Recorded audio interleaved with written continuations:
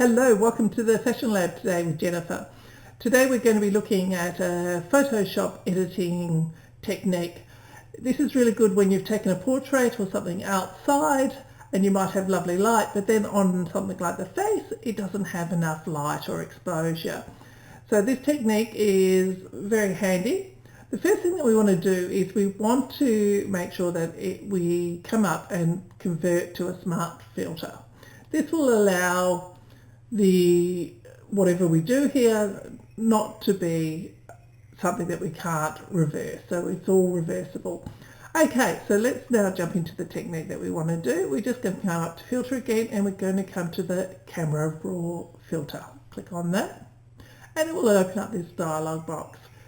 So for this it's going to be quite simple. We want to come up to the radial filter and I'm going to click in the middle of this and drag it down, and you can see it already having effect. Maybe just make it a little bit longer so it goes down to his neck as well. Maybe make it a little bit narrower so it's just within that space. Sometimes when you do this it might be on the outside. See how that's around the outside, it's filtering, and so this is the effect being applied to the inside. With this you can come up to your exposure and obviously I'm going crazy here. Double click on that slider and take it back to the original or where it was, and so I can make it lighter. I can play well with contrast. Best way to see it is to pull the contrast too heavy one way and too heavy the other way, and then maybe take it back to the middle and just maybe play with where you think it needs to go from there. So like if I go there, and so you can go, oh, maybe it's all too much there. In fact, the exposure is too much. Pump that down a little. Anyway, you could go on and you can play with it.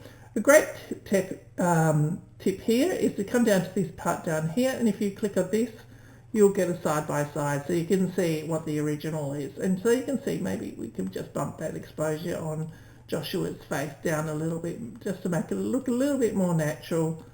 And if I was to go okay, I can commit to it, and now we have that face. If we also went back to our history, you can see this is what we started with, this is what we've ended up with, and now I can go in and do some other techniques just to maybe get rid of a couple of the blotches on his face and things like that. Not the freckles, but just to make it even. It's a very handy technique, really powerful tool. Hope you enjoyed that. I'll see you in the lab another day.